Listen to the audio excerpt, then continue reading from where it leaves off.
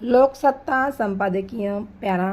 वादळात जसे डोळ्यासमोरचे दिसेनासे होते, त्याप्रमाणे आपल्या देशात एकदा का निवडणुका जाहीर झाल्या की भल्या भल्यांस दुसरे काही दिसेनासे होते. त्यात या निवडणुकांचे मोठेपण तर काय पाहायलाच नको.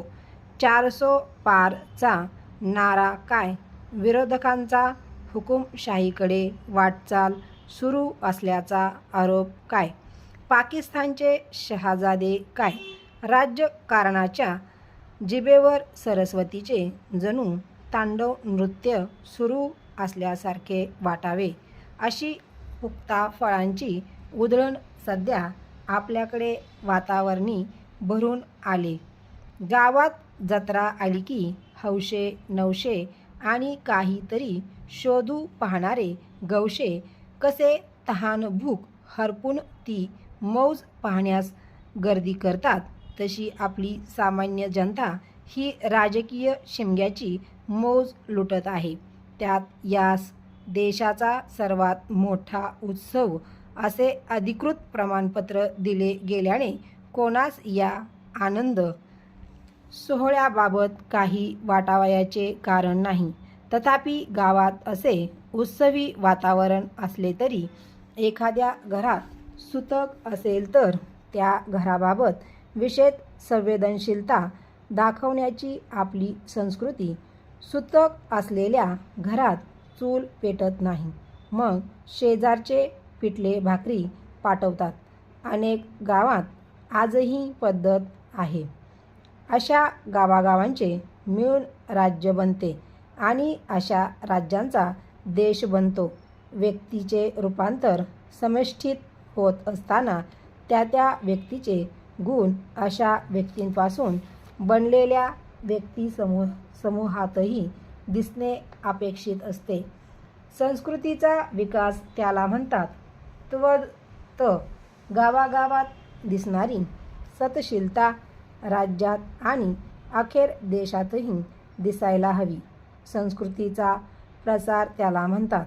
आपल्याकडील वास्तव्य काय हा प्रश्न पडतो. याचे कारण ईशान्य भारतातील एका मुठभर राज्यातील परिस्थिती. पॅरा. मणिपूर या राज्यास सामूहिक सुतक लागले आणि त्यातून महिलांची विवस्त्र धिंड काढण्याची घटना घडली. त्या 3 मे या दिवशी वर्ष झाले. हा त्या राज्यातील अनेकांसाठी पहिला वर्षश्राद्ध दिन. त्या राज्याच्या दुःखाची आठवण तरी देशभरात अन्यत्र सुरू असलेल्या देश का सबसे बडा उत्सवात कोणास आहे काय? हा वर्षश्राद्ध दिन मणिपुरी जनतेने कडकडीत सुतकात घालवला. राज्यात सर्वत्र सुरक्षा दलांचा खडा पहारा होता आणि नागरिकातही घराबाहेर पाऊल टाकण्याची भीती होती. त्या राज्यातील किमान 220 कुटुंबे आणि त्यांच्या अनेक आप्तेष्टांच्या घरातील वातावरण शोकाकुल होते, कारण इतक्या साऱ्यांचे जीव गेल्या वर्षी सुरू झालेल्या वांशिक दंगलीत गेले. कोणाकोणाच्या मुली, बहिणी, माता अशा अनेकांनी लैंगिक अत्याचार सहन केले. काही जणी यातूनही जिवंत तरी राहिल्या.